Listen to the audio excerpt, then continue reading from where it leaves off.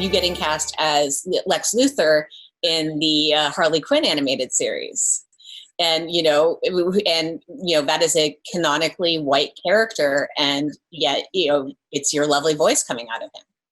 And I remember Gene Hackman's Lex Luthor, and which excited me so much. I'm a big fan of his, and of course from back in his big film days from the French Connection on. But yes, really a wonderful opportunity to be able to do that.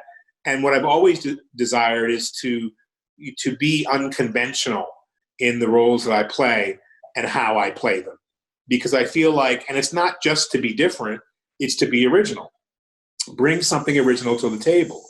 And Lex Luthor, to be able to develop that particular character just vocally in the Harley Quinn series has been oh so much fun, because he's different. He's different than what we have expected, and brilliantly cast with me as the voice, because, many people who watch may not know who I am in the beginning, and they may not have any idea what my skin color is. And so it's really wonderful to be able to, has always been my dream to play characters who don't have to be defined by that. Right. And I was really pleased that they felt like I was the guy to do that voice work. Having talked to actors who work in genre TV, like genre entertainment in general, like that's one of the freeing aspects that, if you're Black in space, that doesn't, that's very different from being Black in America. Absolutely. Very different and really groundbreaking in many ways, because it speaks to the idea that, I've always thought that meritocracy is important. And if I'm best for the role, I should get that role. And if it fits with the vision of the creators. And there's the loophole, because the vision of the writer and director and creators controls the amount of Black or white or Asian in a project. But I particularly like projects that are about the human journey that also can remind me of my own journey, no matter what color they are. Like, I have that challenge, or I can look at something and go, oh, I have that challenge too. We have that challenge in our family. When you think about families that are both Black and white, mm-hmm. like, who's speaking to those people in our media?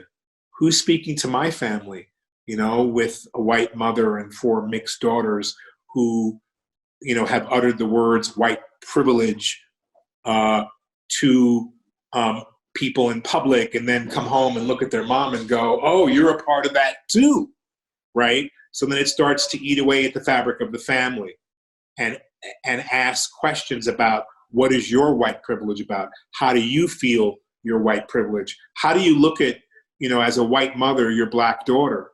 Like, how do you talk to them? Do they accuse you of not knowing? And that's why, I say that my feelings, I have to share all of which with my children, who ask, why aren't you posting right now? Because I feel like we're in a deplorable state, and I've got to regain my composure. And yes, I'm angry. Yes, I've protested over and over again. Yes, I see that things haven't changed. And yes, I hear what you're asking me. You need me to say something because people look up to me. I need to be silent right now.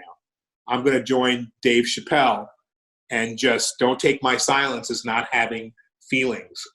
And so I started to do some posts that were uplifting, because that's who I am and where I come from, to get people to think about humanity as a whole. Yes, march, get this legislation done that changes things substantially on paper and as laws. But then you've got to step back then and move on and let go of your personal anger and decide if that's going to be something that you're going to carry and use all of your life in your art and your work and everything, or if you're going to represent humanity. And so I made a decision a long time ago.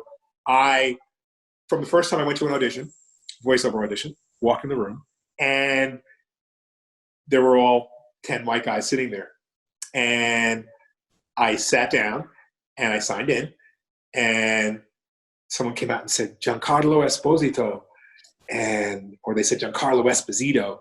And I said, yes. And they went, oh, can I talk to you for a minute? Oh, no. Oh, we're so very sorry. We didn't know. What didn't you know? And I just strung them out. well, we didn't know that you didn't know that that I'm black. Oh, I see.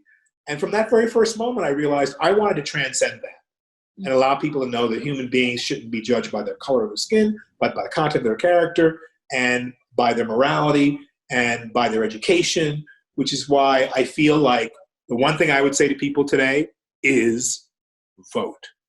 With all of the protesting and everything else, register to vote, because that will affect true change, and that is the way to have your voice heard, as well as peaceful protests, but vote, because it's coming up soon and you can make a difference.